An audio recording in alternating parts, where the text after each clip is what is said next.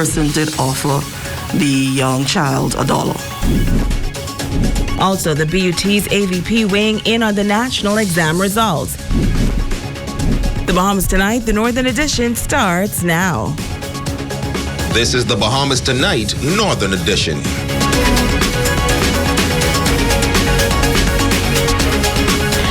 Good evening, Bahamas. I'm Shashina Rolf-Farquharson. As always, it is so great to have you with us.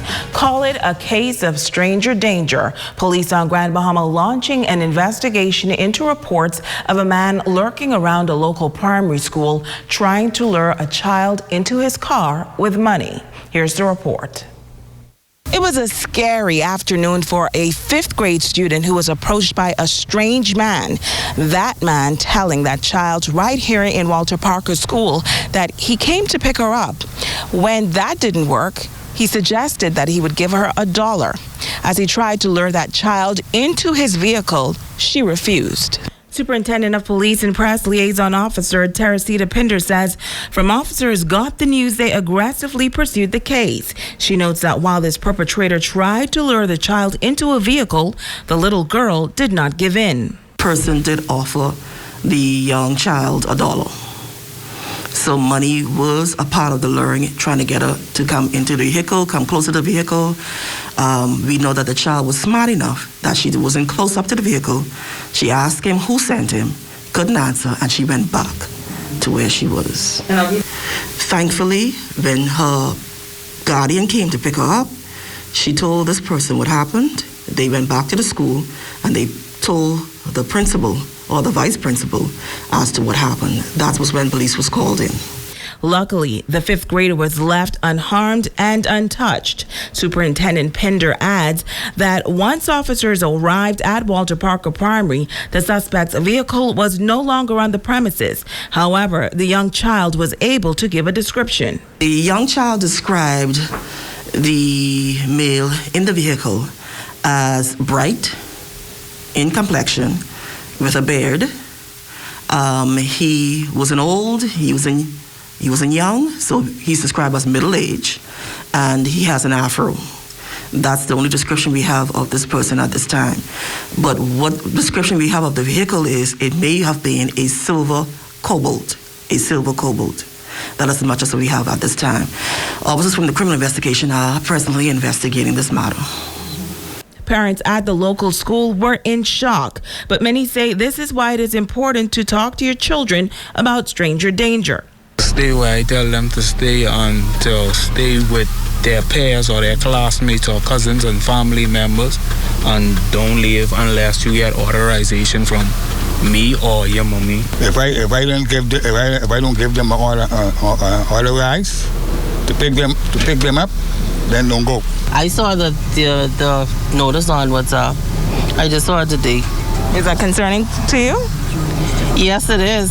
And I was just looking at the fact that they have a security boot, so the security should also do their job to make sure they monitor that as well. So I don't know why someone would want to do something like that, especially that child. I would say I'm not going in because, my ride comes with me. I'm not going in. But what if they offered you money or told you, hey, your mom or your auntie told me to pick you up? What would you do? I would say no. My auntie didn't say that. I would tell them I'm not going in their car because I don't know them. Yeah, they was too bold to come on the premises, And then on top of that, offering the children, right? Offering the child money. Now, police officials say that this matter, of course, is extremely concerning to them. They are once again advising you, if you know someone that matches that description who drives that vehicle, to give them a call as soon as possible. They're trying to bring this matter to a close. Now, the good news is police officials say late this afternoon, the alleged perpetrator was caught. According to police, the suspect went to the Morrismore Primary School after 3 p.m. and attempted to lure another girl child, but to no avail. The child reported the matter to the school's administration and officers were called in. Now, thanks to the quick response of the Northeastern Division and the Central Division, the alleged suspect who matched the description the first child gave was apprehended not too far from the school in a silver cobalt. Now, this is a story that, of course, we will continue to follow. And tonight, education officials are advising parents to talk to their kids about strangers and to eliminate any possible chance of abduction. Jay Philippe picks up that story. According to reports, a man was arrested today at Maurice Moore Primary, where it is said that he was attempting to abduct a third-grade student at the school. Late this afternoon, I got a call from the principal here at Maurice Moore Primary School. She indicated that a male was arrested as he attempted to abduct a third grader from the school. She was also pleased with the performance of the school crossing guard and security on duty, as they were able to give excellent description of the culprit. And today, later we understand that a suspect was arrested in the incident here at the Maurice Moore Primary School. We had a similar incident at the Walter Parker Primary School yesterday afternoon. No arrest was made in that case. The district superintendent of education for Grand Bahama is making an appeal for parents to please pick up their kids on time. There are many instances where kids are on our campuses at 4, maybe even at 5 o'clock in the afternoon. So we appeal to parents to collect their children as quickly as possible, as their safety is of paramount to us in education. We don't know if there's any connection between the two incidents, but again, we want to assure parents that we made the necessary calls to the law enforcement. We've asked for additional police patrol in the mornings and in the afternoons around all our school campuses, and we will see how we could improve even with our local security on our school campuses. But it takes all of us involved, parents, security, administrators, in keeping our children safe. But we really want to press upon the parents to ensure that, one, they teach their children not to accept anything from strangers, and as well as staying safe on our school campuses. Butler's also warning parents to be vigilant around this time. I'm Jay Philippe, ZNS Network News. Well, also from education tonight, the area vice president of the Bahamas Union of Teachers, Grand Bahama District, Quentin LaRota, commenting on the recent results of the national examinations. He says that Bahamians must consider that historically the national results have always fluctuated, and that it is even without a major hurricane and global pandemic. Some years where there were cause for celebration and some years where there were cause for consternation. What we looked at this year in the Grand Bahama District, and the educators here and myself, is that we wanted to give the students the opportunity at least. It wasn't mandatory. They didn't have to take it if they didn't want to take it. But they had the opportunity, and some took advantage of it. Some have successful passes. And so whatever the exam results are really not my focus at this point. I would wish the students do well. And those who had some challenges, I know the challenges were grave, and those who came out and still put their best foot forward and who were successful, congratulations. Those who were not, there's an opportunity to take it again this year. So you have not lost anything.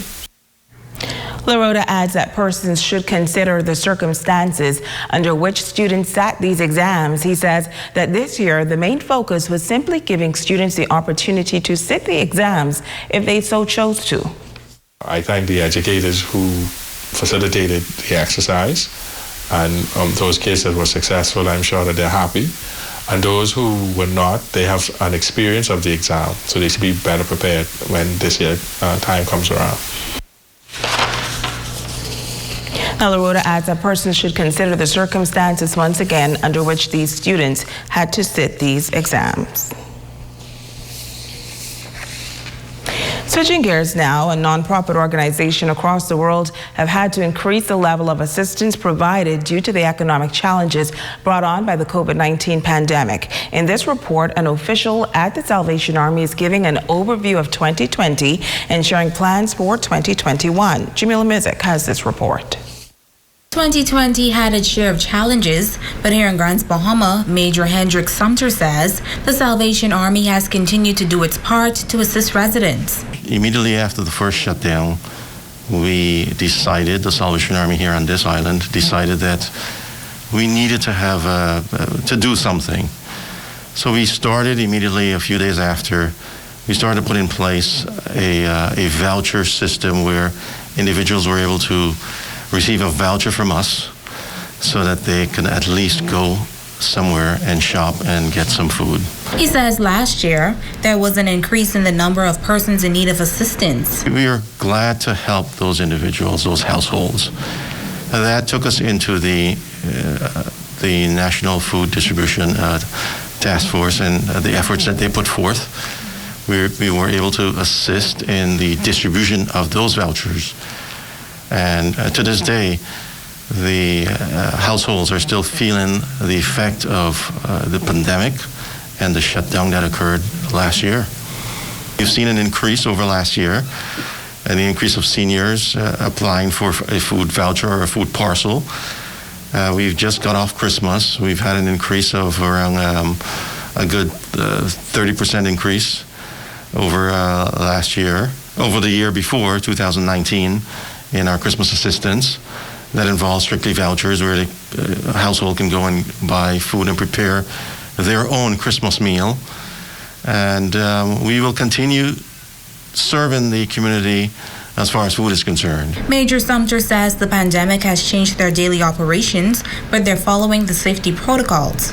We accept clothing, but we would allow the clothing to sit for a few days, so that if there's any viruses on the clothing, because we do, and then our staff works with, they work with gloves, and just to for their safety, the clothing has to sit for a few days, and then we were able to sort through it and put it in our store. We have stopped, or we have seized the trying on of clothing, and we encourage our shoppers, if they touch, then maybe they might want to consider buying it. So at least we want to remain safe. He says this year they hope to overcome the challenges of 2020 and help residents get back on their feet. The Salvation Army still wants to help individuals because we know that carryover from last year, as far as losing income, is still there. So our plans are, we are still working on, and I'm still working out of this office to see if we can pay people's utility bill. And it's still in the works. I'm waiting to hear back from a very important sponsor, and we are looking forward to assisting in that area. The utility could be either power or water. So we are working on those things. Major Sumter notes that the food pantry will continue, as well as their church programs. Jamila Missick, ZNS Network News. Thanks, Jams. Well, in news from the crime beat, officers of the Southwestern Division arrested a male and female after they were found in possession of over 15 pounds of suspected marijuana, an illegal firearm, and ammunition. Reports are that on Wednesday, January 6th, shortly after 11 p.m., officers of the Southwestern Division, acting on information and armed with a search warrant, went to an apartment on Jobson Avenue. There, they searched and discovered over 15 pounds of suspected marijuana, a .40 pistol with 2 magazines, and a total of 27.40 ammunition. That male and female who reside at that residence were arrested and taken into police custody, and investigations will continue into this matter. Stay with us. We'll be back right after this.